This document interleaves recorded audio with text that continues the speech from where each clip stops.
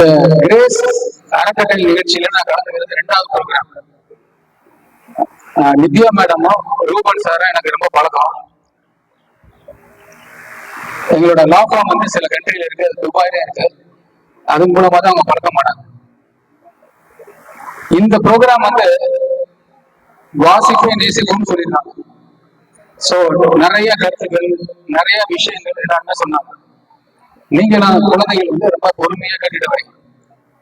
இப்ப குறிப்பாக திருவள்ளுவர் பத்தி சொல்லும் பொழுது, திருவள்ளுவர் வந்து 2000 வருஷத்துக்கு முன்னாடி வாழ்ந்தான்னு சொல்றாங்க. அப்படி இருக்கும் பொழுது நான் சில கருத்துக்களை இன்னைக்கு திருவள்ளுவர் திருக்குறளோட சில வாசிப்பை நேசிப்போம்ன்றத மட்டும் நாம ஏன் கற்கணும், எதற்காக கல்வி பயில வேண்டும், அப்படி கல்வியினால் நம்ம யார் பேசுறீங்க தேசிய கல்வியினால உங்களோட வாழ்க்கை எப்படி மேம்படும் அப்படின்றத மிகப்பெரிய முக்கியம். சோ இப்ப வாசிப்புன்றது வந்து நமக்கு ஒரு உயிர் மூச்சு மாதிரி. நம்ம கண்டினியூஸா வாசித்து கொண்டே இருக்க வேண்டும். 3 திருவள்ளுவர் வந்து எத்தனை குறள்ல வாசிப்பை பத்தி சொல்லியிருக்காரு தெரியுமா உங்களுக்கு? சொல்லுங்க, யாருக்கா ஐடியா இருக்கா? வாசிப்பு படிப்பை பத்தி எத்தனை குறள்ல சொல்லியிருக்காரு? இப்ப ஒருத்தர் பார்வை இல்லாத யாராவது வந்தாங்கன்னா என்ன நினைப்பீங்க? நான் மாற்றுத்திறனாளியோட நிறைய இதுல ஒர்க் பண்றேன், கிரீஸ் அறக்கட்டளையும் ஒர்க் பண்றேன்னு நினைக்கிறேன். பார்வை இல்லாத சில பேர் வந்தா நீங்க பார்த்தா என்ன நினைப்பீங்க? குழந்தைகளாக நீங்க சொல்றது யாராவது ஒருத்தர் ஆன்சர் சொல்லுங்க. இந்த ஒரு பொண்ணு கூட நல்ல திருக்குறள் பேசல. ஃபர்ஸ்ட் அந்த பொண்ணு பேர் என்ன? தன்யாவா இல்ல அணி சொல்லுமா? பார்வை இல்லாத ஒருத்தர் ஒரு உன்னோட கிளாஸ்மேட்ல யாரா இருந்தா அவங்கள பார்த்த உடனே என்ன பண்ண நினைப்ப? கேட்கலாமா? சோ வள்ளுவர் என்ன சொல்லியிருக்காருன்னா, கண்ணுடையவர் என்போர் கற்றவர், முகத்திரண்டும் புண்ணுடையவர் கல்லாதவர். அதாவது இன்னொரு குறள்ல வந்து எண்ணம் எழுத்தும் ஏனெனத்தகம், எண்ணம் எழுத்தும் எண்ணும் எழுத்தும் கண்ணெனத்தகம் கடுதன ஏனென்ற கண்ணென்ற வாழும் உயிருக்கு. கரெக்டா? அப்புறம் தொற்றணி தூரும் மணற்கேனே மாந்தருக்கு கற்றணி தூரும் அறிவு. இப்ப வந்து பாத்தீங்கன்னா, இப்ப நீங்க நிறைய எல்லாரும் இன்னைக்கு உலகம் எங்க போயிட்டு இருக்கு அப்படின்னா, நிறைய பணம் சம்பாதிக்கணும். ஒரு பெரிய டாக்டர் ஆகணும், இல்ல ஒரு இன்ஜினியர் ஆகணும், இல்ல ஒரு பிசினஸ் மேன் ஆகணும். எதுக்குனாக்க பணம் சம்பாதிக்கிறது. இப்ப நான் ஒரு சுப்ரீம் கோர்ட்ல நான் வந்து எல்லா விதமான கிளைண்ட்டையும் டீல் பண்ணுவோம். அதுல வந்து பணம் மிக மிக அதிகமான பணம், அதாவது பில்லியன்ஸ் ஆஃப் டாலர் சொல்லுவாங்க, 8000 கோடி 10,000 கோடி. சோ அந்த மாதிரி உள்ள கம்பெனிகளுக்கு நான் லாயர் அப்பியரா இருக்கேன், அப்படி உள்ள கிளைண்ட்டுக்கு அப்பியரா இருக்கேன். ஆனா அவங்க யாருக்குமே மன நிம்மதி இல்லை. ஏன் இல்லைன்னா, பணம் இருக்கிறதாலே மன நிம்மதி இல்லை. அந்த பணம் இருக்கிறதுனால ஏகப்பட்ட பிரச்சனைகள். பணம் இல்லைனாலும் பிரச்சனை. இப்ப அதே வறுமை இந்தியாவில் எடுத்தீங்கன்னா, வறுமை கோட்டு கீழே பிலோ பாவர்ட்டி லைன்பாங்க. இப்ப நமக்கு டெய்லி எந்திரிச்சோன்னா சாப்பிடுறதுக்கு உண்ண உடுத்த உடை, நல்ல கல்வி, மருத்துவம், இதற்கெல்லாம் வந்து பணம் ரொம்ப முக்கியம். இந்த பணம் இல்லாம ஒரு பக்கம் வந்து வறுமையினால் நம்ம இந்தியாவில மட்டும் இல்ல, பல்வேறு நாடுகள்ல வந்து கரெக்டு தானே, சாப்பாட்டுக்காக உணவு இல்லாமல் நிறைய பேர் இறக்குறார்கள். அதிக பணம் இருந்து பிரச்சனையில உள்ளாகிறாங்க. இதுக்கெல்லாம் என்ன காரணம்னா, இப்ப வள்ளுவர் குறிப்பிட்ட மாதிரி, இப்ப ஒரு கிணத்துல வந்து தோண்ட தோண்ட தண்ணி வருன்ற மாதிரி, நீங்க எவ்வளவுக்கு எவ்வளவு படிக்கிறீங்களோ, கல்வி கற்கிறீங்களோ, அது வந்து இன்க்ரீஸ் ஆகிட்டே போகும், டிக்ரீஸே ஆகாது. பணம் அப்படி கிடையாது. பணம் வந்து நீங்க செலவு பண்ணீங்கன்னா போயிடும். ஆனா கல்வி கட்டுறீங்கன்னா அது நிலைத்து இருக்கும். அதே மாதிரி வந்து நமக்கு கண்ணு தேவையில்லை. கண்ணு இருந்து நீங்க படிக்கல, சரியா படிக்கலன்னா நீங்க கண் இல்லாதவர்கள் சொல்றாரு.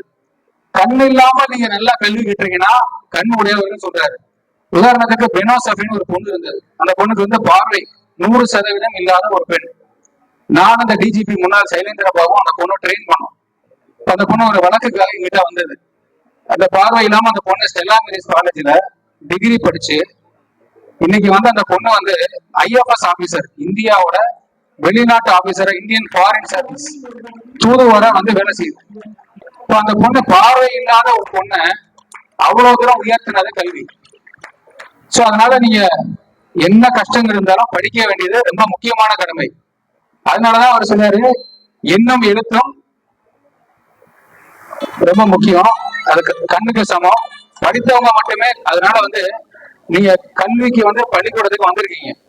இப்ப நிறைய இடத்துல பாத்தீங்கன்னாக்கா குழந்தைகள் கல்வி கற்க முடியல. அப்துல் கலாம் குறிப்பிடும் போது அப்துல் கலாம் 2-3 இன்சிடென்ட் மட்டும் சொல்லி நான் முடிச்சிடுறேன்.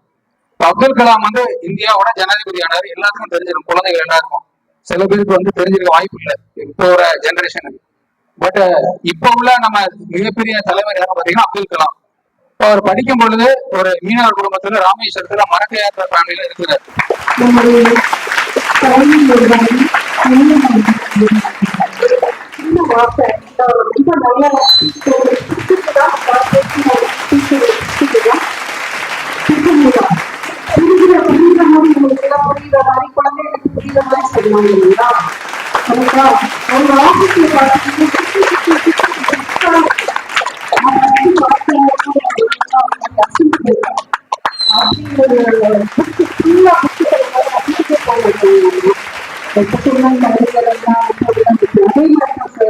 அதனால நீங்களும்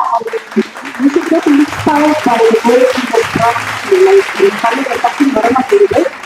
அதனால நீங்க நல்லா படிங்க.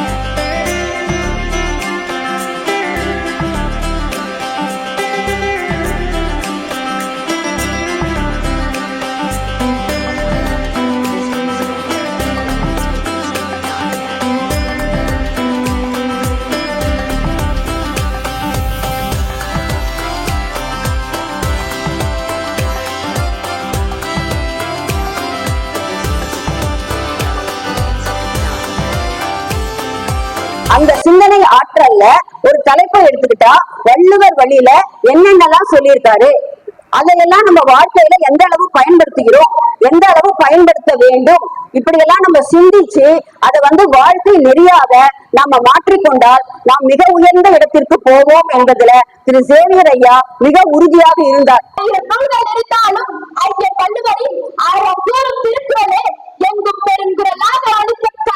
அன்பினை அழைத்து வைக்கும் தாழ்பாடு இல்லை.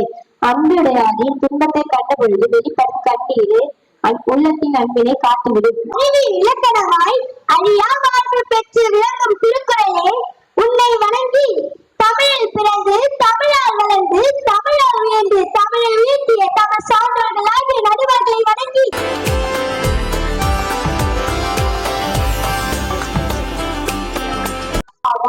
திருவள்ளுவர் கிமு 31 பிறந்தார். நமது துன்பம் கண்டவரின் அன்னை தர்மம் போனோம் அப்படின்ற தமிழ் ஸ்கூல் வச்சு நடத்துறோம். அது போக திருக்குறளின் மாண்பை அடுத்த தலைமுறை கொண்டு போகணுன்ற திருக்குறள் திருவிழா அப்படின்னு சொல்லிட்டு கடந்த ஒரு 2 வருடங்களாக மாணவ செல்வங்களை உருவாக்கும் பொருட்டு தன் உயிர் இறுதி மூச்சு உள்ளவரை ஏழை எளிய மாணவர்கள் அவர்தம் உயர்வு என்று போராடி மறைந்து சென்ற